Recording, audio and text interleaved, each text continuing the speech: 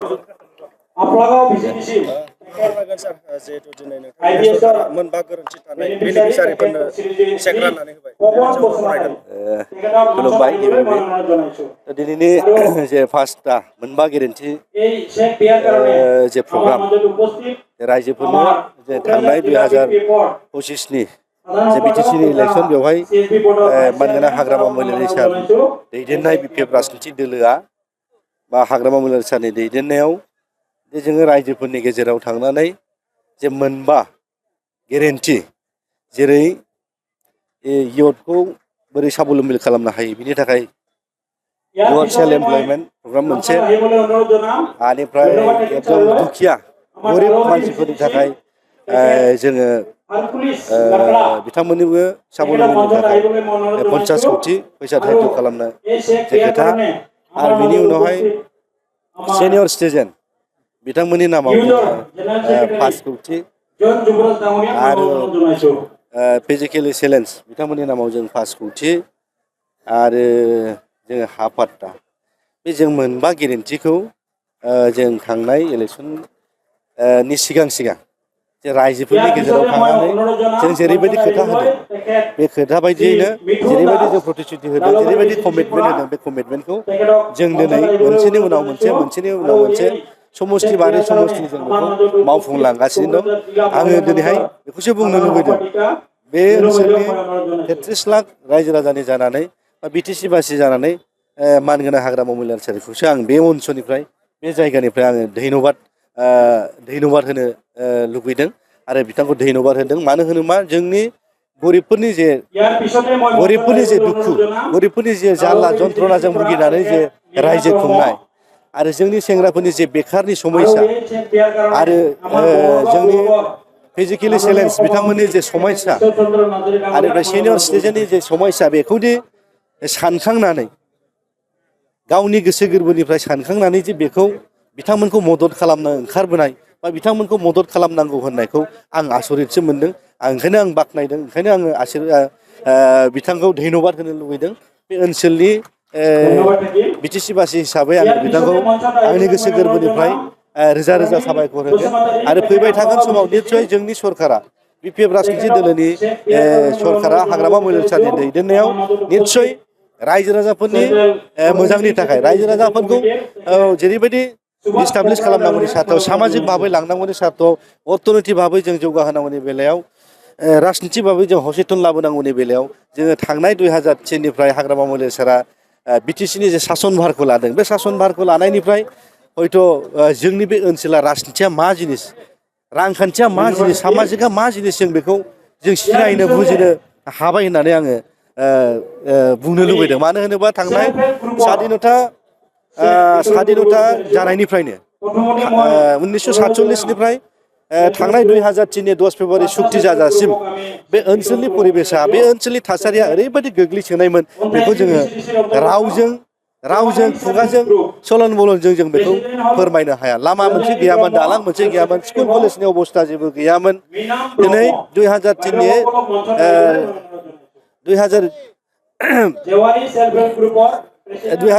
10 फेब्रुवारिनिफ्राय BPF राजनिथि दोलो बा हाग्रामा महिलारि सारा दैदेननायनिफ्राय दिनै बे बिटिसि ओनसोलनि 33 लाख जनसाधारना दिनै मेगन नुबाय होननानै बुंनांगोन दा दिनैहाय जोङो फारफ्रोमबो जोङो आवगायगासिनो दं ओंखायनो आं खावलायगोन बे ओनसोलनि बिभिन्न जाथि जनगोष्ठीनि मानसिफोरखौ बिथांमोनखौ आं खावलायगोन बिपिएफ राजनिथि दोलोजों थानानै बे ओनसोलनि जौगाखांनायनि बे ओनसोलनि भबिष्यतनि थाखाय जाहाथे बिपिएफ राजनिथि दोलोखौ फैबाय थानाय जे सोलिफु 2026नि जे एप्रिल दानाव जानो थांगासिनो थानाय जे एसेम्बलि इलेक्सन बेवहाय लैहोर फैनानै बिपिएफ राजनिथि दोलोखौ सहाय सुबिदा होनानै देरहासार खालामनानै फैबाय थागोन समाव जोङो जोंनि गथ' गथायनि इयुन जोंनि बे ओनसोलनि परिबेसखौ जों जाहाथे बानायलायनानै लानायनि जे परिबेस बेखौ जाहाथे जों मोननो हायो बिनि थाखाय आङो एमसिएलए हिसाबै बा बिटिसिनि सासे इएम हिसाबै आङो गोरबोनिफ्राय बयखौबो खावलायदों फैबाय थागोन समाव निस्सय जोंजों थानानै जोंखौ आरोबाव गोख्रोंनिफ्राय आरो बांसिननिफ्राय बांसिन बे रायजोनि जौगाखांनायनि खामानि मावनो जाहाथे थुलुंगाखाङो बेखौ आङो गोरबोनिफ्राय खावलायदों। माखासे खौरां बिजोङाव गोसारदों सार जिहेतु नैबे लाइमोनफोरनो होनाय जे 2 लाख रां बियो न'खरसेयावनो साथाम साब्रै मोनदों होननानै बेबायदि गोसारगासिनो दं बे समाव मा फोरमायगोन सार? थ' बेखौ हयथ' बिदिनो हाजार जननि गेजेराव हयथ' मोनसे मोननैया भुल जादों जानांगौ बेखौ जोङो थिग खालामफिनगोन बेखौ जोङो थिग खालामफिनगासिनोबो दं मोनसे मोननै भुल जायाखै नङा जानोबो हागौ हाजारनि गेजेराव मोनसे मोननैया भुला थालांखागोन बे स्वाभाबिक ओंखायनो आङो जाय बिथांमोना मोनाखै बिथांमोनखौसो आं खावलायनो लुबैदों जे संजमैनो था जोंनि सरकारा जोंनि बि पि एफ राजनिथि दोलोनि सरकारा हाग्रामा महिलारि दैदेननाय जे सरकार बि पि एफनि जे सरकार बियो माथ्र गोरलैसो दिनैसो जन्म जादों होनबाबो इसिबां गोरा गिदिर बाथ्रा नङा मानो होनोबा दिनैसो फास मास जानो थांगासिनो दं 150 दिनसो जानो थांगासिनो दं जों 1825 दिन जों समाय मोनगासिनो दं 5 बोसोराव जों 1825 दिन जों समाय मोनगासिनो दं बेवहाय माथ्र दिनैनि दिनाव 150 दिनल' बाबेन लांदों ओंखायनो आङो बे ओनसोलनि मोनफ्रोमबो सखि खुनियाव थानाय जोंनि बिसारि मोनै बिथांमोनखौ आं खावलायनो लुबैदों गोरबोजों आं खावलायनो लुबैदों जोङो इलेक्सननि उनावहायनो एसेमब्लि इलेक्सननि उनावहायनो जोङो बेबायदि अनसुंथाइखौ जोङो मावलांबाय थागोन खालामलांबाय थागोन आरो जोंनि गथ'फोरनि जोंनि इयुनखौ जोङो मोनसे गोजोर मोनसे खालामनो थाखाय जोंनि बि पि एफ राजनिथि दोलोआ बा जोंनि सरकारा बा जोंनि मानगोनां हाग्रामा महिलारि सारा निस्सय रायजोफोरनि गेजेराव थांनानै खामानि मावगोन जोङो बेखौ बुंनो हायो बि पि एफ राजनिथि दोलोनि बेलायावथ' गोदान बाथ्रा बुंनांगौ बायदि आं सानाखै मानो होनोबा थांनाय बि पि एफ राजनिथि दोलोआ जन्म जाजेननायनिफ्राय दिनैसिम बि पि एफ राजनिथि दोलोखौ खुनु राजनिथि दोलोआ फेजेननो हायाखै मानो होनोबा थांनाय 2020नि जे बि टि सिनि इलेक्सन बे इलेक्सनावबो जोङो 40थानि गेजेराव जों 17था सिट मोननो हादों बेवहायबो जों बि पि एफ राजनिथि दोलोआनो सरकार दानायनि सुबिदाखौ जोंनो रायजो राजाया होदोंमोन थांनाय 2003नि 10 फेब्रुवारिनिफ्राय जेरैसिम दासिम दिनैसिम खुनु बिभिन्न जाति जनगोष्ठीनि मानसिया बि पि एफ राजनिथि दोलोखौ नागाराखै ओंखायनो दिनैबो बेनि बिथिक्रम नङा बि पि एफ राजनिथि दोलोनि बिजाथिखौ फैबाय थानाय बे एप्रिल दाननि जे एसेमब्लिनि इलेक्सन बेवहाय निस्सय गाजा गोमजायै भट होनानै जोंनि बिजाथिखौ देरहानायाव मदद होगोन होननानै आंहा बिसास दं आरो आं खावलायगोन जोङो बि पि एफ राजनिथि दोलोआ खुनु रायजोखौ लानानै जों राजनिथि खालामाखै जों रायजोखौ लानानै राजनिथि खालामा रायजोफोरनि थाखायसो जों राजनिथि खालामदों रायजोफोरनि सार्टनि थाखायसो जों राजनिथिखौ खालामनो ओंखारदों बहा दालां नांगौ बहा स्कुल नांगौ बहा कलेज नांगौ बहा दंग' नांगौ बहा लामा नांगौ बे जोंनि उद्देश्य लक्ष्य जोङो गोजोन खौसेथि आरो जौगानायानो जोंनि मुल मन्त्र हिसाबै जोंनि बे ओनसोलनि रायजो राजा आरो आसामनि बिभिन्न जाति जनगोष्ठीनि मानसिया मिथिगौ बि पि एफ राजनिथि दोलोनि निति आदर्शआ मा ओंखायनो आङो आसा खालामदों बा जों आसा खालामदों बि पि एफ राजनिथि दोलोखौ नागारनानै खुनु गुबुन राजनिथि दोलोनो भट होनानै देरहासार खालामनायाव दिनैनि दिनाव गार'आनो जा बर'आनो जा राजबंसियानो जा माइन'रिटियानो जा बि पि एफ राजनिथि दोलोजों थागोन भट होगोन देरहासार खालामनायाव मदद खालामगोन दिनै जोंनि बि पि एफ दोलोनि थाखाय बा जोंनि मानगोनां बि टि सिनि चिफ श्रीजुत हाग्रामा महिलारि सारनि जे थांखि दिनै जों साक्सेसफुल खालामनो हाबाय मानोना सारा बुंबाय थादों थांनाय इलेक्सनाव बि टि सि इलेक्सनाव सिगाङावनो मोनबा प्रतिश्रुति होदोंमोन बे मोनबा प्रतिश्रुतिया दिनै जाफुंसार महराव जाफैबाय लेन्ड पाट्टा होनाय आरो बै जोंनि सेल्फ हेल्प ग्रुपनो फैसा होनाय IBSनो होनाय बा इयुथफोरनो होनाय आरो जोंनि बिथांमोननोबो दिनै जोङो होनाय जाबाय आरो बिनिफ्राय जिहेतु जोङो मोनसे जोंनि दोलोआ जेब्लाबो मोनसे टारगेट लाबाय थाखायो जोंनि मानगोनां हाग्रामा सारा गावनि जे थांखि रायजो राजानि अननायखौ मोननानै जे रायजो राजानो होफिननांगौ बेखौ बिथाङा बारे बारे जेरावबो मेल मिथिङाव बुंबाय थायो गतिके दिनैनि दिनाव सारनि खुगानिफ्राय ओंखारनाय बाथ्राफ्रा मोनफा मोनफा रोखा रोखा महर मोखाङाव जाफैसार जाबाय आरो बिथांनि बुंनाय खोथाया ओरैनो नङा जा बुंदों सारा बेखौ मावफुंसारनानै होखायो गतिके जोंनि आइ आफा रायजो राजाया दिनै हाग्रामा सारखौ जोबोद धन्यबाद होदों बा जोबोद गोजोननाय मोनदों बे सारा गाव जेखौ बुंदों बे गासैबो मोनफा मोनफा जाफुंसार फैबाय गासै साबेसे बेनिफिसारिफोरा मोनदों सार नोंथांनि गियानाव गासै आंनि माबायाव सेल्फ हेल्प ग्रुपआनो 870टा खान दङ आरो IBS गोबां दङ आरो बै 2 लाख करि जे मोनदों बिसोरबो 100 जन दङ आरो सोरबाफोर मोनाखैब्ला बे 2 लाखखौ जोंनि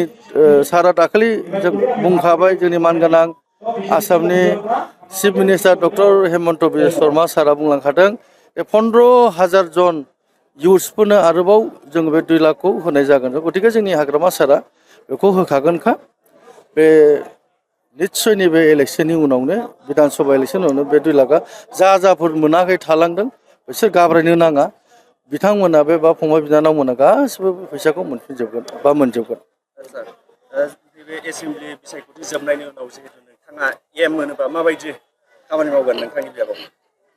मोनसे खोथाया बे क्लियार आंनि थाखाय एम मोनबाल' जे खामानि मावनांगौ बे नङा खामानि आं दाबो मावगासिनो दं हाग्रामा सारा आंनो जोबोद गिलिर दायित्व होदों MCLAआबो मोनसे फिसा दायित्व नङा जोबोद गिदिर दायित्व दिनै आंनो सारा एम जेरखम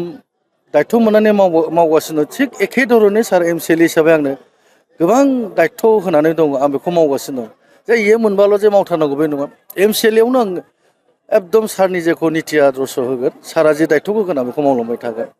आरो जुदि गमामायैनो सारा आंनो अननानै होमारोब्ला बे दायित्वखौबो आं लागोन आरो बेखौ आङो आरो साबसिन हामसिन आं मावनो नाजागोन। दानिसो सिगां जोङो जायनाखि इन्टारभिउ लानाय समावहाय जाय बिथांमोनाहाय चेक मोनदोंमोन बे बिथांमोनाहाय 5 बोसोरावहाय बेबायदि अनसुंथाइ एबा बेबायदि चेक राननाय हाबाफारिखौ बिथांमोना मोनाखै होननानै फोरमायदों आरो हाग्रामा महिलारिखौहाय धन्यबाद मा फोरमायगोन? सारनि गोसोआ गुवार हाग्रामा सारनि बादि गोसो जानांगौ लिडार जायोब्ला जोंनि बर' जाथियाव हाग्रामा सार बादि लिडार उजिनांगौ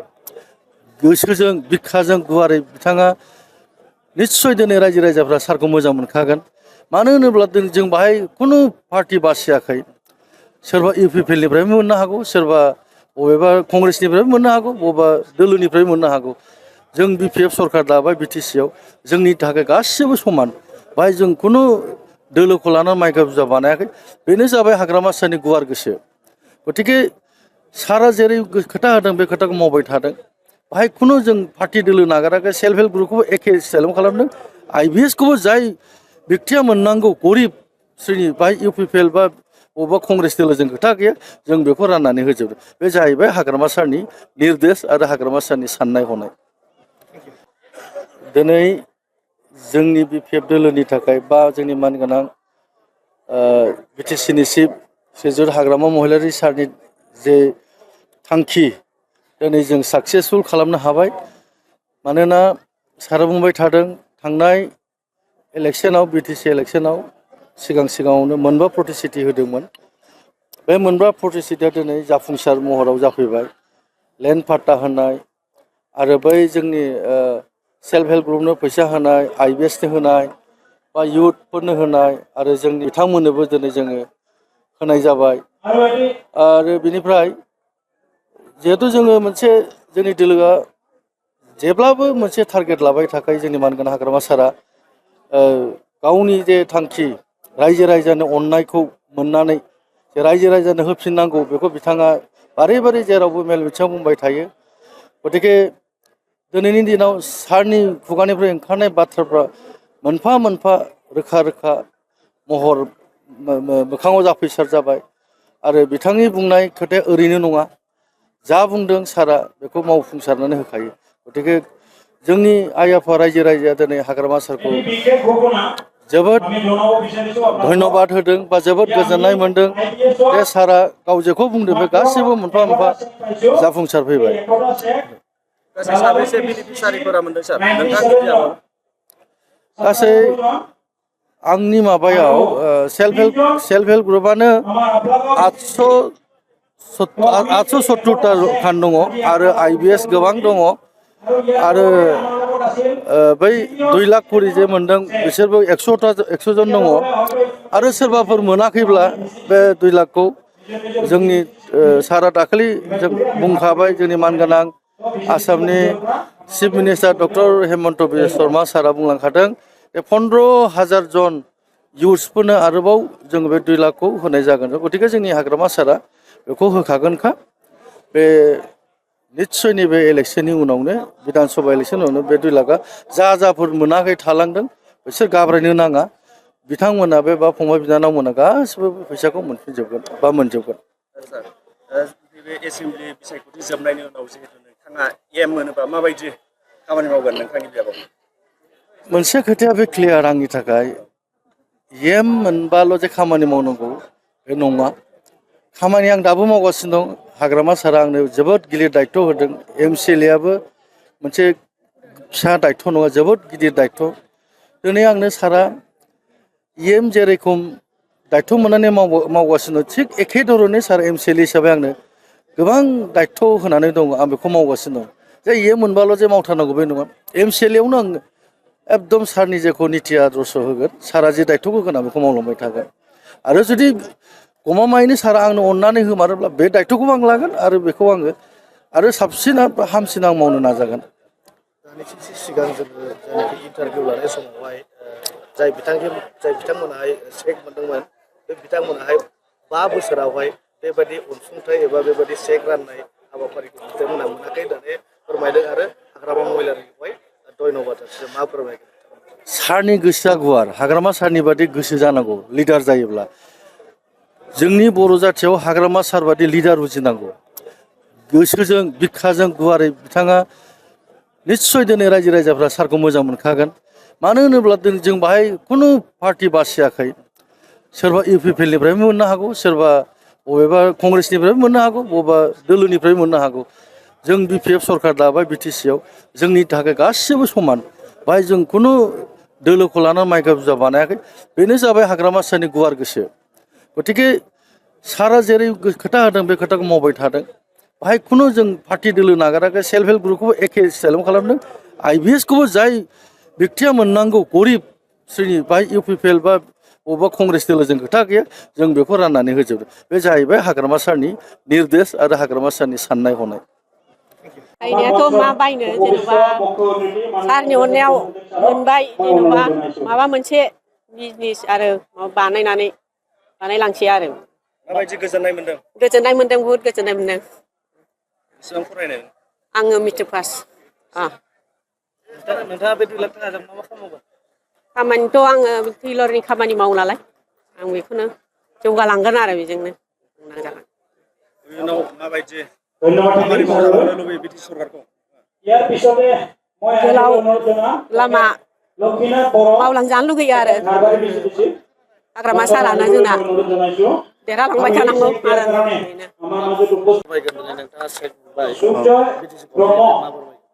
आंथ' BTC गभर्नमेन्टखौ बहुद साबायखर जासिबाय आगोल